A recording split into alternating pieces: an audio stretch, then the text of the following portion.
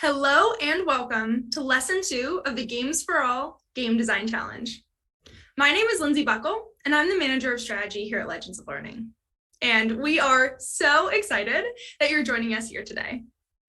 Our goal is to empower students through a virtual game design challenge with support from game development professionals. Experts from Dell Technologies, Code Combat, Unity, Roblox, the gamers, and Exploding Kittens are thrilled to be able to share their wealth of knowledge with students all over the world. They'll be discussing everything from game development to prototyping, all the way to playtesting your final game. And if you're a winner, you'll receive a premium swag bag with games for each of these amazing companies. Today, we'll be diving into Lesson 2 of the Game Design Challenge. Lesson 2 explores how to develop your game and test out your ideas using a prototype. Here to speak with you all about Lesson 2 is Tom Smith from Roblox. Tom has been designing games for over 25 years. He wrote the first American rules for Settlers of Catan and has designed games for the Nintendo 64, multiple PlayStations, multiple Xboxes, many DSs, PCs, iPhones, and a variety of other things. He's especially proud of the many levels and spin-offs he designed for the Where's My Water franchise. He currently works at Roblox, where he designs assessment games that are used to gauge candidates' cognitive abilities as part of the hiring process. He also teaches game design at Moore Park College. Tom is excited to share with you prototypes, how to make failing fun. And after his presentation, we're going to open the floor to your questions. And at this point, I'd love to welcome Tom Smith from Roblox. Hi, I'm Tom Smith, and I'm here to talk about prototypes. So I'm going to get to my first premise here in a second, but first I just wanted to say hi. As you heard from that lovely introduction, I've been a game designer for a very long time. I've designed a lot of games in a lot of places. And prototypes have been one thing that's been consistent through all these. So I'm going to talk through a lot of different types of examples from lots of different types of games. And hopefully some of this will be relevant to the sort of game you're trying to make. And to be clear, I do work at Roblox, but this is just me. I'm not an official representative of Roblox. So my first thing I want to say is that games are really hard. Anytime anyone makes a game, it is a lot of work, a lot of effort, and a lot of difficult decisions to make. And so there's a lot of reasons for this. It's kind of inherent to the way video games are. Writing code is always hard. Writing code to do exactly what you want is hard. And players are weird. Players do things you don't expect or want. And guessing what they're going to think about something is really hard. And a good game designer is ideally, hopefully, better at that than some people, but they're still going to be wrong a lot of the time. So your goal as someone making a game is to try to make this as easy as possible. And sometimes you'll have a lot of time and you'll have a lot of money and really good tools, and sometimes you won't. And so in either case, you're going to want to try to get to those answers, to answer whatever questions you have about the game and figure out what the best versions of the game are as quickly as possible. And to do that, you're going to have to try a lot of things. You're going to have to experiment, and games are really an iterative process. You try a lot of things and you change based on what you're learning every time you try something. But how do you do that without having to remake your game over and over again and spending a lot of time and effort doing all these tests and doing all these ideas? And the basic solution I'm offering today is prototypes. And so what is a prototype? I would argue that a prototype is anything that you make to test an idea for your game and then throw away. If you're making something and it becomes part of the final game, that's game development, which is good and important. But if you're making something just to answer the question and then you're not using it anymore, that's usually what I consider a prototype. And there's lots of other things you can make to help sell your game, to help explain your game to other people, and the actual work of the game. And these are all good things and things you have to do sometimes, but that's not what I'm talking about today. There's different types of demos that kind of feel like a prototype but are different. So a prototype itself is anything that will help you quickly and easily answer a question. And then that's something that gives you information that you can use to then build your final product, build the big thing that you want to build. And to do this, you have to do this kind of carefully, because you want to ask the right question. That's really important. And then you want to find the quickest way to answer that question. No distractions. It's always tempting to build a lot of fun things, but when you're doing a good prototype, you want to just answer that one question. And the way to answer it is by watching other people play it. Players are weird, like I said. So you playing your own prototype can be helpful. And sometimes that's enough to give you a good answer to your question. But if it's a really hard question, you kind of need to put it in front of other people and see what they do. And then at the end of this, I really believe it's important to throw it away. It sounds like you're wasting time and effort, but it actually is saving you time and effort, because by knowing that you're going to throw it away, you're not going to worry about making it perfect. You're going to just answer your question and get out. And that's really the best philosophy for a prototype. So let me go through this all in a little more detail then.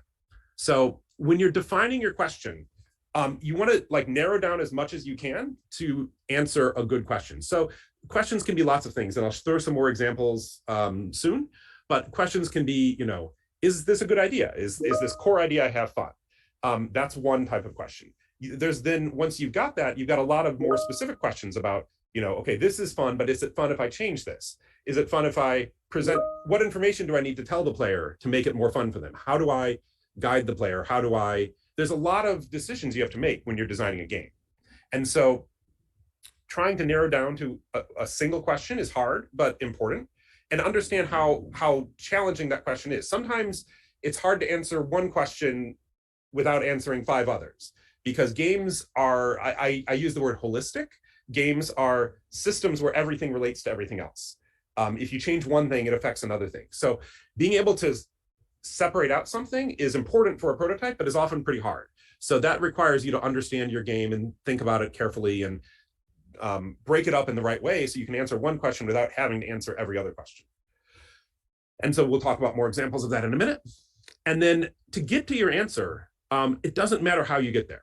You can answer some design questions with a piece of paper where I'm gonna think through how this works ahead of time and plan out, okay, this is what I want on the screen. So that might answer some questions. You might be able to take an old game that you worked on before and modify it a little bit and answer some questions. You might be able to use a tool that's out there. You might be able to do things, and I'll talk through examples of all these in a minute. But the important thing is to find the right tool for the question you have, and then don't do anything more than that. There's a phrase that a lot of people use, KISS, keep it simple, stupid, because it's always tempting to make things more complicated, and it's rarely useful. Simple, simple, simple is good. And when you get your answer, a lot of the times it's going to be no. A lot of the times you're going to find out that your idea was not the right idea for this game. And that's okay. It's hard. It's a difficult lesson to learn. I wasn't good at this for the first, 5 years that I was a game designer. You have an ownership over things that came out of your head, and it's something that you love and something that you want to do well. This Stephen King quote is talking about writing, but it's the same idea of like, it's something that breaks your heart because it's yours, but you still have to do it. Your goal here is not to just play with your ideas. Your goal is to make a good game. And so sometimes even a good idea might not be the right idea for your game. So you have to move on and accept that the answer is no. And then finally, to prove it, you really want to put it in front of other people.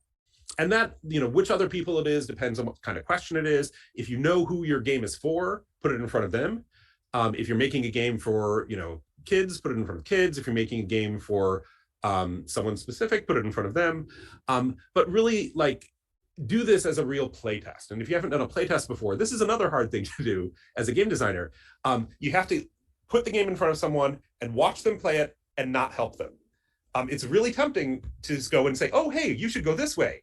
But that's what you're trying to figure out in a play test, is like, what do the people do when I'm not there? Because when they play the game for real, you're not going to be there to answer their questions. So if they can figure it out just from what the game tells them, then that's a good sign. That shows that the thing is working. And if you're with a prototype, it doesn't all have to work. You can come in and answer some questions that aren't there in the prototype. That's fine. But the core thing that you're trying to figure out, is it fun? What information do they need? Whatever that question is, don't answer that question for them. And then watch what they do, but ask some questions too, because sometimes what they do may not be what's going on in their head, and you kind of want to know what was going on in their head. Okay, so that's how you do it. Let's talk through some examples. There's a lot of different types of prototypes that I've made, And they're all to answer different types of questions. So a very common question is like, is this a good idea? I had this cool idea for a game. Is it fun? And that's a really important question to answer quickly, because you don't want to go make the whole game and then find out that it's not fun, which I've done, it happens, but that's not a good use of time. If you can figure out at the beginning of the process and change to a different idea, that's going to make everyone a lot happier. So at this point, you just want to figure out if the main thing the player is going to do all the time is fun. The core loop is, if I'm a game that's about, building things, is building things fun? If I'm a game about, walking around and exploring a new space, is walking around fun? So just focus on that single piece. Don't worry about making it fun for hours and hours. Just focus on the tiniest piece of it.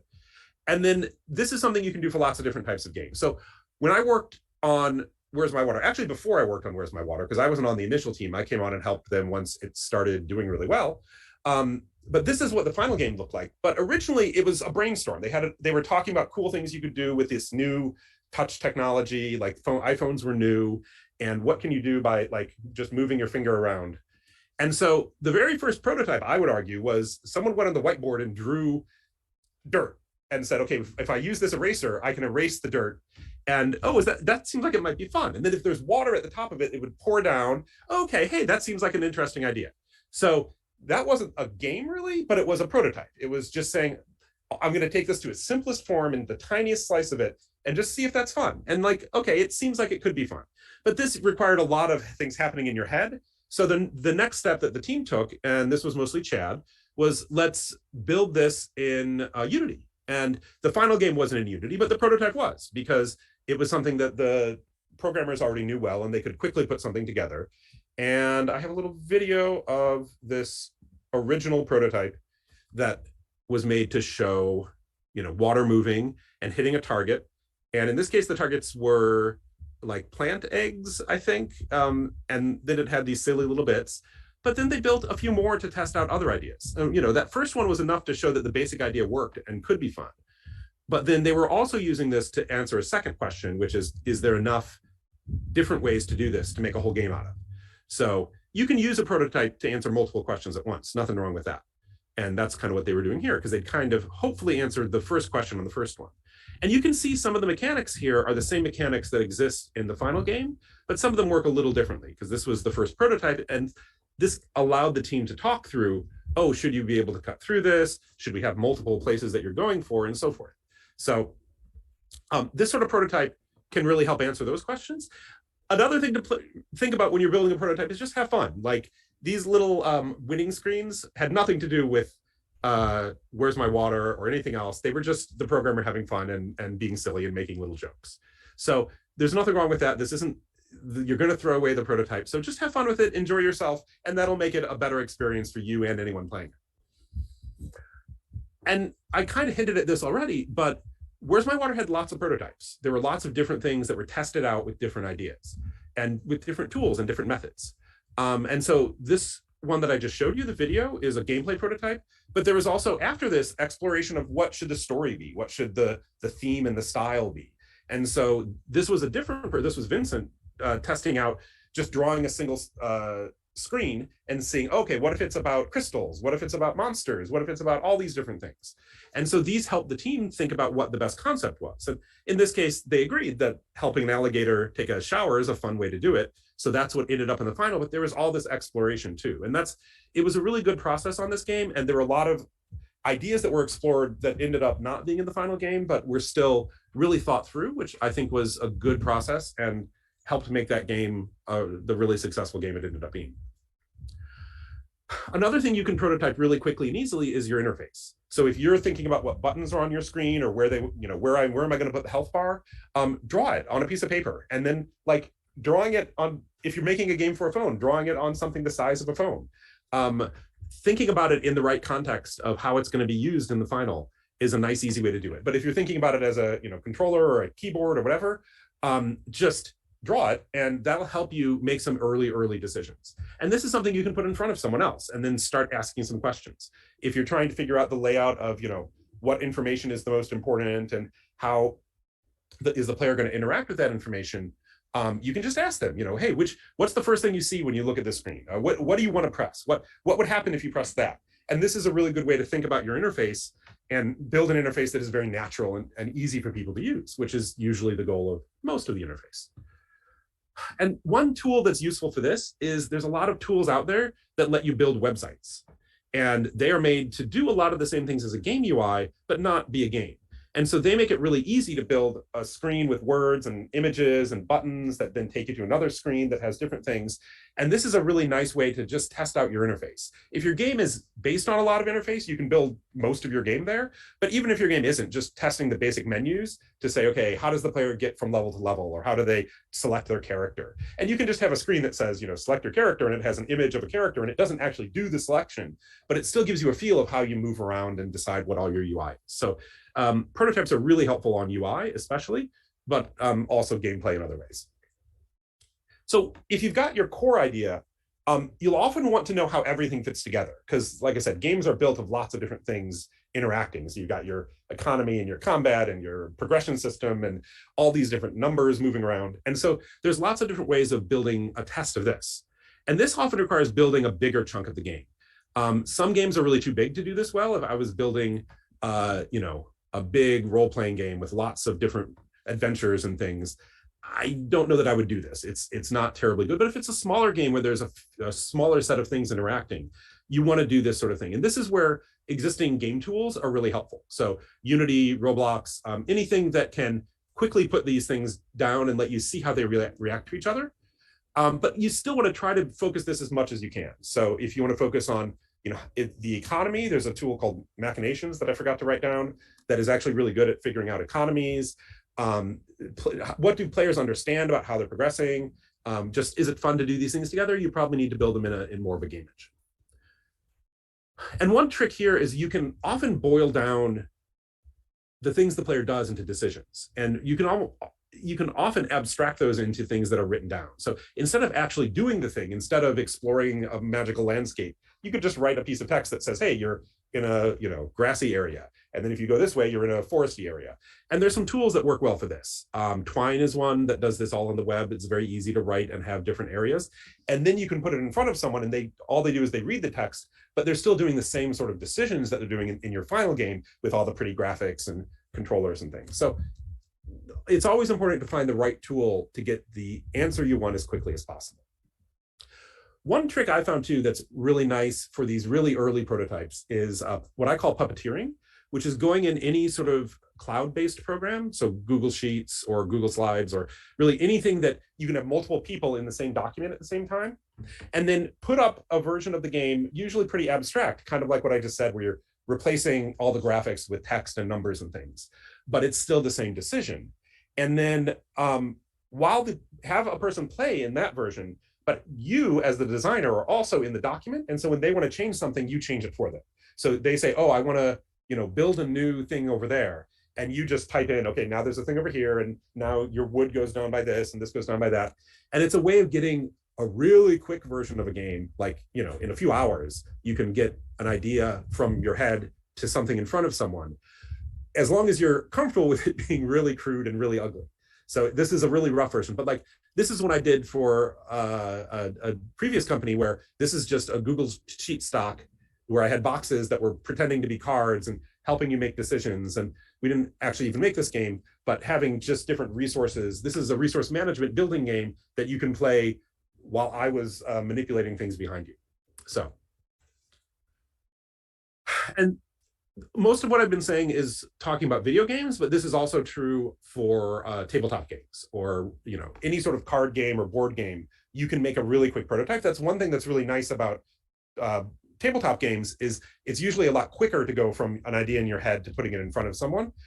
When I teach my class, I do a lot of board games. I have the projects are board games and card games because that allows people to really try your ideas out quickly and move quickly.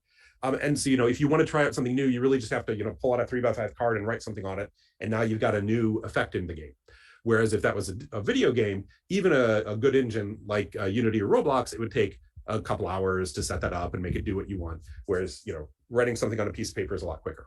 And so this is an example of some students in my class a few years ago building a game out of a Monopoly board and Stratego pieces and just pulling different parts from different games and combining them to test out an experience that they were thinking about. So there's nothing wrong with just grabbing whatever you can and building a test out of just the pieces you have around you. And then another thing you can do is when you have a game, but you are thinking about how to change it, that's a great place to build a little prototype. And that can often be built inside the game. Sometimes these don't even need to be thrown away as much, but it's a way to just try out new features and new alternate versions of things you already have. And then another big place that people do prototypes all the time is levels. You don't start a new level of a game that's, building lots of different, moving from world to world or whatever. You don't build that new world without testing it out first.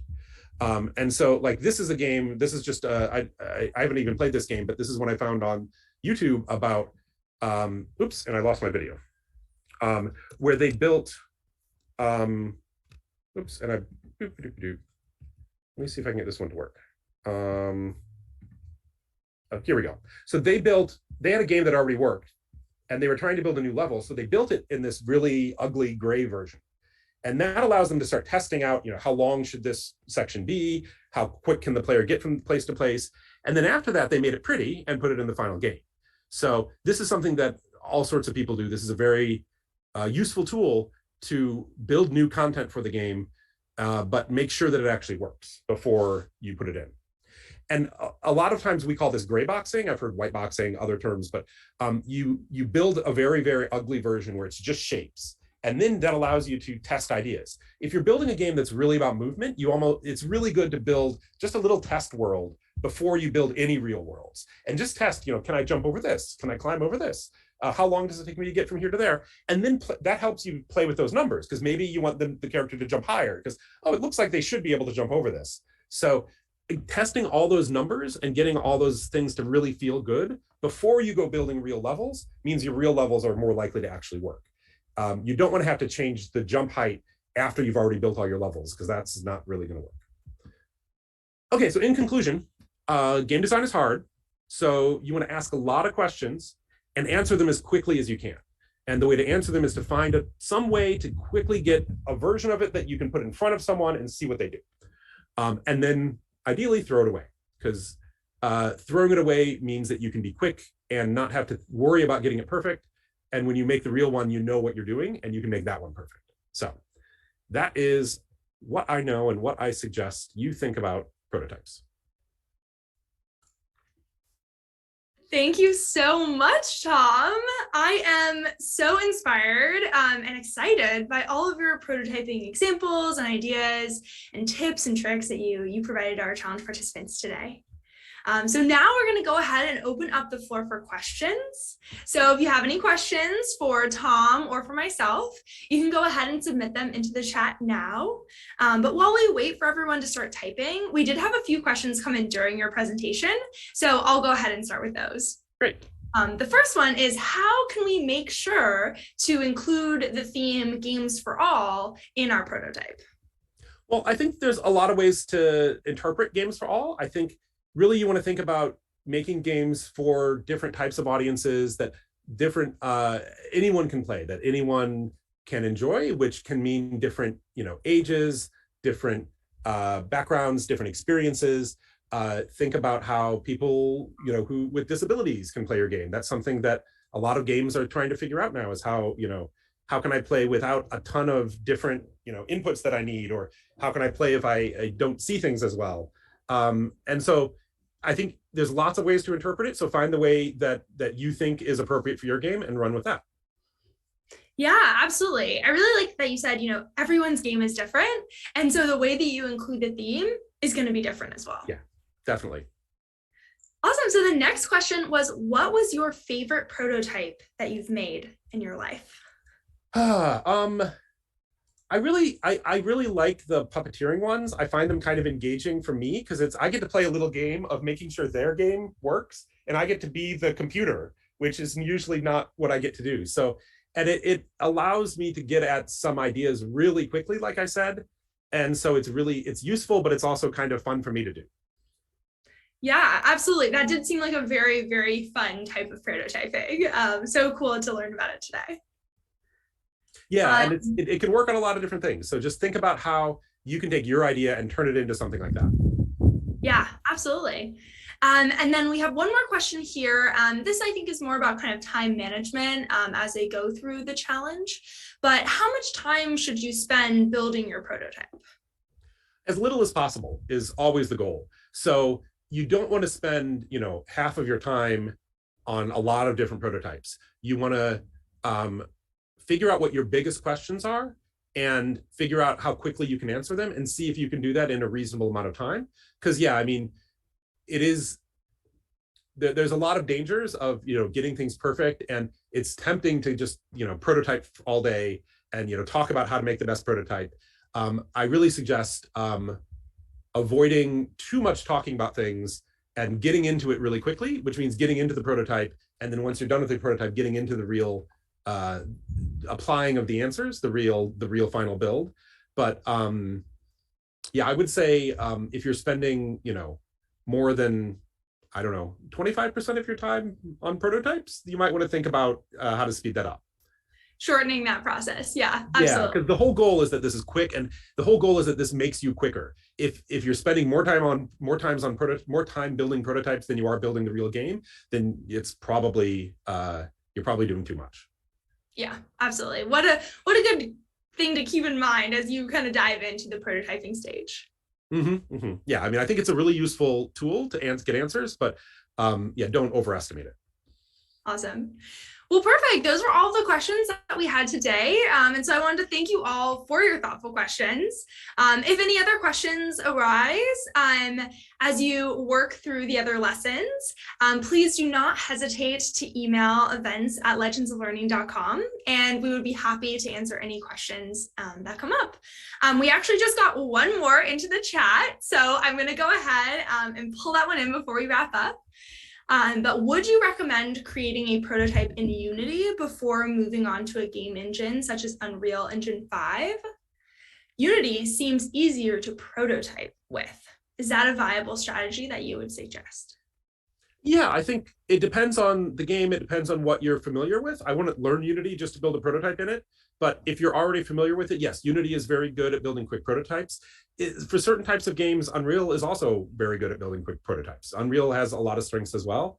So it really just depends on what you're comfortable doing and what your individual game needs. Both of those are really good tools for lots of different types of games. So yeah, I mean, I think I can't say definitively that you should start in Unity and end in Unreal, or you should start in, there's no one answer. It really depends on, and really it is, I don't think I emphasized enough, like, think about your skills too. Like, if you're good in Unity, do what you're comfortable with. The goal is to be quick, not based on some abstract ideal. The goal is to be quick based off what you know and what you're good at. So apply your own strengths. Absolutely. Yes. I think that's a big one. It's working with what you're already comfortable with to make it that quick, easy, and fun process. Yep. Yeah, and this is a good way to segue into that there is a whole list of available game engines in the lesson plans. So if you are new, you can jump in there and you'll see them broken down by experience level. And that's just a nice variety of different engines that you can try out, both for prototyping and also for developing your game to submit to the challenge. So you can find those in the lesson plans. But awesome. So I think that was the last question. But again, if any other questions come up, feel free to email them to events@legendsoflearning.com, and we'd be more than happy to answer any of them. But at this time, I know that everyone here at Legends, the IGDA, and Roblox would love to wish you good luck on the rest of the challenge. We hope you have an amazing amount of fun as you go through building this game for all. And we absolutely cannot wait to see all of your submissions on May 1st. Thanks, and have a great day. Thanks.